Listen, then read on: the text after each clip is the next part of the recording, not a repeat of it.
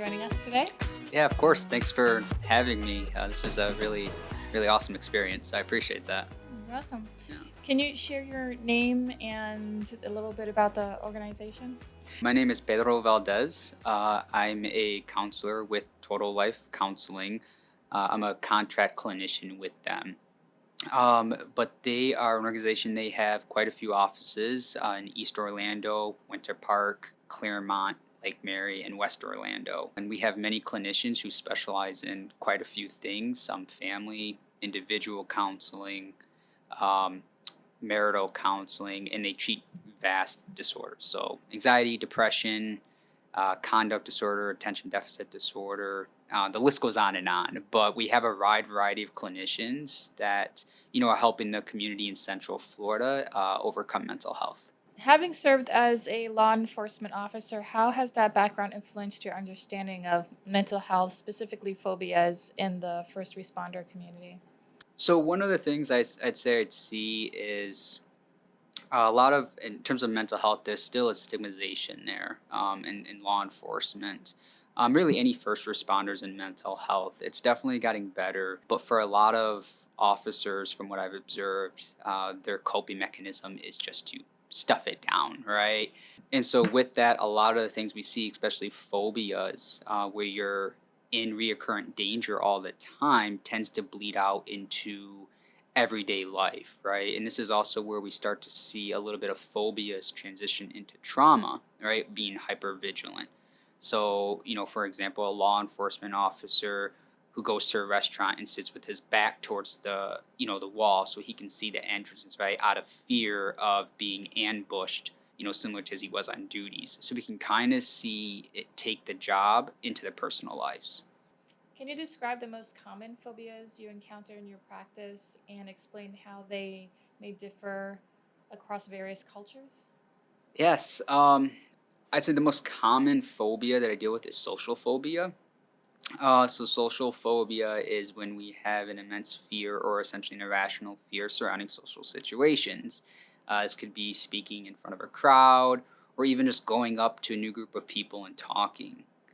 Um, and so one of the ways that we would treat them, I know this is a little bit off topic there, but one of the things that we would treat them is things through exposure therapy, right? Of kind of simply working a little bit at a time to overcome them. So when we talk about things like especially social phobia, culture is very important and across all of mental health. For example, when we talk about eye contact, right? Here in the Western culture, we're supposed to maintain eye contact, right? A sign of respect. And usually when people don't, when they're anxious and those things, they tend to look away. They avoid eye contact.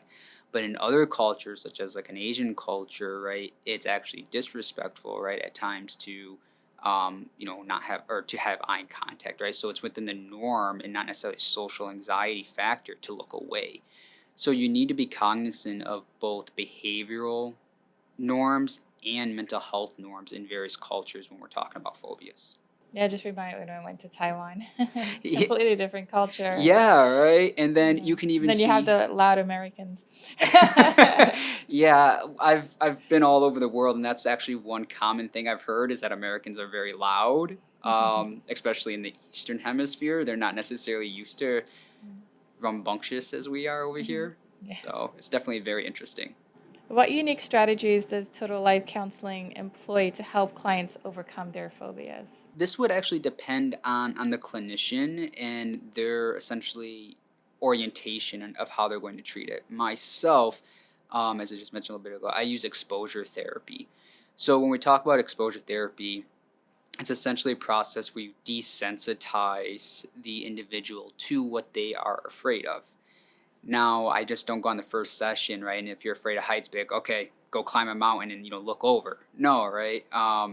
But what we might start with doing is maybe reading about heights, right? And then maybe we'll take a look at some pictures, right? And then maybe we'll watch a video.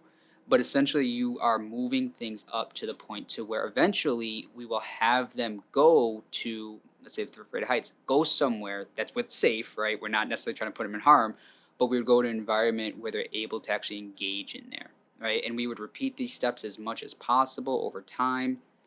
But even before we kind of do the exposure, they definitely learn the coping skills to manage the anxiety. Can you share a success story without revealing any personal information or details? I had an older gentleman. He was in his mid 60s. He was actually diagnosed with agoraphobia. So agoraphobia for him, in this specific instance, he was afraid to leave the house, and he was also a hoarder as well, right? So he kind of had two things where he was stuck in a house filled with a bunch of stuff and he wouldn't leave. So obviously we have two different diagnoses, but in terms of the agoraphobia, we essentially did exactly to the methods I did. So we pictured, first envisioning him going outside, right? And then it was just walking to the door, right? Standing in front of the door. Then it was reaching for the handle. Then it was opening, right? So we did all these steps. Eventually, it took probably about 3 or 4 months for him to overcome this. But eventually we got to the point to where he is now driving to his appointments. Before his appointments were all telehealth. An excuse was COVID, right? So I meant it was there. But now that we're kind of out of it and things are in person, he was able to go back to things like psychiatry and drive in person, and that was really uplifting for him. Like I said, I'm still working with him because we got a lot of other things to work on, but he definitely does engage in a sense of pride when he leaves, and that's something that he always mentions of, hey, like I went to my doctor's today, I drove there, like I came back, I was good. So kind of seeing that work is probably one of my greater success, especially with him being older and having this phobia for so long, being so difficult to transition out of. How can communities support individuals dealing with phobias, and what resources are available locally here in Orange County? Phobias are really tackled through mental health therapy, right? So there are lots of organizations, right? Other clinics, Total Life Counseling is one of the bigger ones, but there are other organizations that deal with this as well. So when we're talking about overcoming phobias and having the community assistance, it's just knowing what the resources are. And essentially it's understanding that for people it's not easy of just, oh, get over it, right? Or just power through, you'll be okay. Right? Because actually that essentially creates a sense of more trauma with the individual. That increases the phobia because you're reinforcing that fear. So having the community be educated on one, how phobias are formed, the different types of phobias, how you actually treat them, and how you can support somebody, even just socially while they're going through the therapy process, especially when they are starting to be more active with engaging in their phobias. Having that support, whether it's them going with them, is really important in working with their therapist. So there are lots of things that they can do in the support system to help overcome this challenge. For those watching who may be struggling with a phobia or know someone who is, what are three actionable steps they can take today? The first one is identifying that they have, a phobia, right? Identifying, what they are afraid of. Okay. This is a little bit difficult because we're all afraid of something, right? Simply having a phobia is not necessarily a negative thing, which kind of leads into the second question of, does this and how does this impact my day-to-day life, right? That's where we start to see problems. If our phobia is so immense that it's preventing us from living the life that we want to, right? That's something that we need to recognize. And then the last thing we need to do is saying, okay, do I want to live this way? Or do I want to overcome this? Right? And that's another question that we need to discuss and ask ourselves. And if the answer is yes, then immediately start looking and researching for local mental health agencies in the area to take that first step. Since you enjoy traveling and learning about cultures, is there a cultural practice or tradition you've come across that's particularly effective in managing fears or phobias?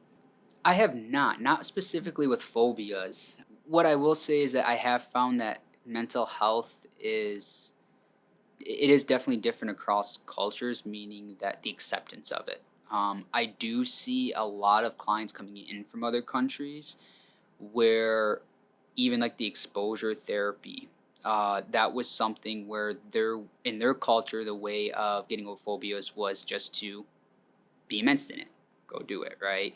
And then, of course, for them, it seems to work because they're like, oh, yeah, I'm recovered, even though they've just internalized this fear. And then when they come here and they see how things work differently, they've realized that, okay, maybe that wasn't the best way.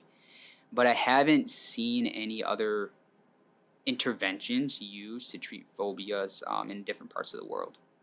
All right, so we're gonna spin this wheel, and when we spin it, you'll discuss one of the specific therapies that are One of therapeutic on the interventions. wheel. Yeah. Okay, Tell us a so little bit more about it. You want us to go okay, ahead and spin the wheel?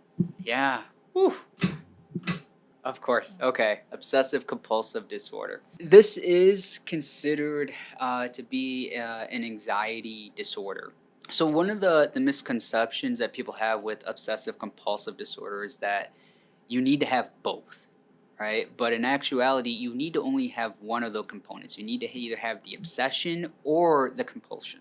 You can have both, but it's not necessarily required based on the Diagnostic Statistics Manual, which is the DSM, which is what we use to diagnose people, right? So, given that it's an anxiety-based disorder, one of the treatment interventions for this is using cognitive behavioral therapy, right? So, cognitive behavioral therapy is an approach where we believe that there's an event that influences our thoughts, that influences our emotions, that influences our behaviors, right? So, they're all interconnected. And so, one, helping someone understand this process, right, and how it relates to their either obsession or compulsion is the first start. Once we're able to do that, depending on one's theoretical orientation, mine, for example, would be then continuing the exposure therapy, right? So I would have them, let's say they have a compulsion to um, Sheldon Cooper, right, from Big Bang Theory, right? He knocks on the door 3 times, right? So, like with Sheldon, if we're doing that, one of the things I would have him do is the exposure therapy part, right? First, imagining, thinking, slowly, knocking, and then kind of decreasing it over time, right? Till we get to, one knock, right? If that's the case. So that's essentially a summary of how we could combat a compulsion that we have. With obsessions, one of the things that we would do is essentially redirect, right? So if we have this occurring thought that's in our mind, we can't get rid of it. One of those things we also like to call rumination. We engage in different activities, right, that may elicit different responses of our thoughts, right? So usually with this one, I would identify what things they like, what things they enjoy. I would have them get out playing games, going to hang out with family, significant others, whatever it is that they want. And then also use things like mindfulness, right? So mindfulness techniques are used to ground someone in the here and now, right? Usually, predominantly, we use our senses. And so those would be essentially one of the interventions that you can use to decrease the obsessive component for this disorder. Let's try another one. Another one? Yeah. Okay. Depression, low self-esteem. Okay, so this is Seems to probably be a popular one that yeah, people this deal is with. this is a very popular one. Loss of activities and low self-esteem. Okay, so two distinct different symptomologies, right? So when we talk about low self-esteem, using the cognitive behavioral model here, one of the things that we need to determine is where did this sense of low self-esteem come from, right? Is it something new? Or is it something that's been ingrained into their core beliefs, right? Something that's stemming from childhood, adolescence, etc. Or if they're kids now. So really identifying the core beliefs surrounding that, and that's important because we have to be able to identify what it is specifically that they view low, right, in them. If they, for example, feel that they do not look like how they want to physically.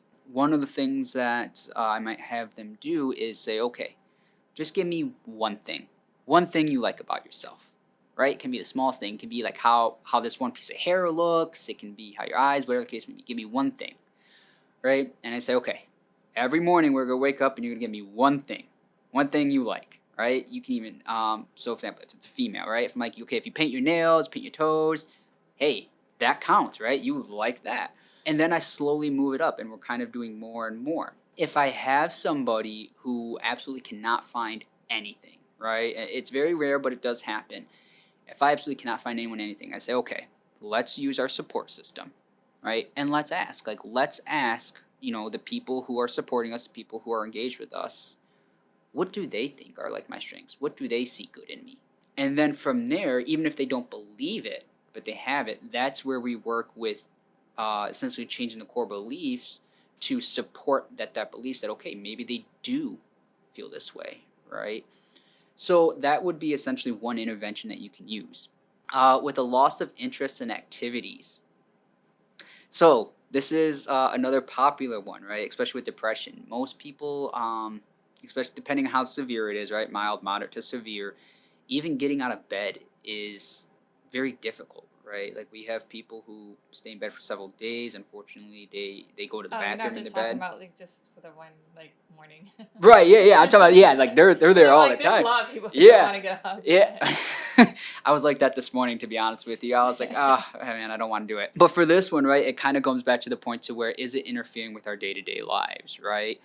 If you want to play hooky one day, okay, right? Like, no, that's not a sign of that. But if we're like missing weeks of work and right, not actually engaging in there, that's when it becomes a problem. And so usually with this, right, we lose all the motivation to even want to do things that were fun because we have that thought process of what's the point? I'm not going to get anything out of it, right? So we start small.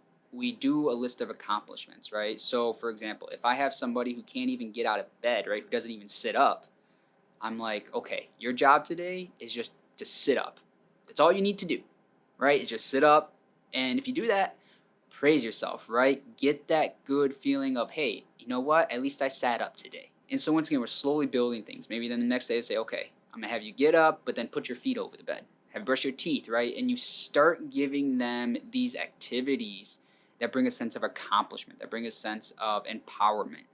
And then you transition, right? Like once they're able to do those things and, just be around their day-to-day life, then you start incorporating some of their fun activities, right? And you incorporate it with their social group. One of the things I like to tell people, you can do therapy on your own, but it's so difficult. It's extremely difficult. Having the support system is incredibly important. And so, especially in this instance where you can utilize them to be like, okay, today we're just going to go do this, even if it's for a few minutes, right? Then let's talk about what it is that you enjoyed about it. Give me one thing that you enjoyed about this activity. Tell me one thing that made you feel something different other than what we call like negative emotions. And essentially, like I said, we kind of build that over time. You can see here the theme of therapy is that it takes time, right? We kind of do things slowly. But that would be another intervention that you can use to encourage motivation to get back into these things. Well, definitely, having that support, accountability.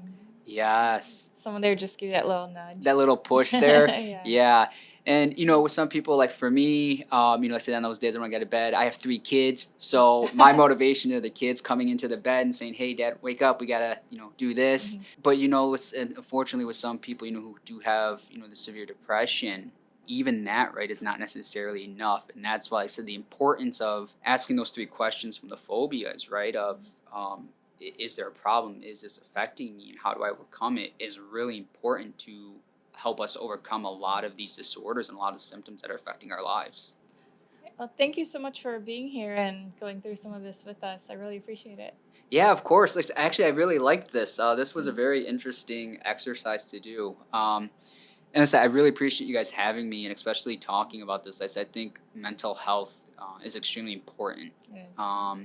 And especially after everything that's been going on, in society, whether it's environmental, political, social, right now, just having that extra assistance to, make sure that we're not going into things like, depression or trauma, anxiety, preventative, right, is I think a very important aspect to conquering mental health. Yeah, it is. Thank you. If you're enjoying this show, please subscribe to our channel and follow our Instagram, Facebook, and Twitter accounts.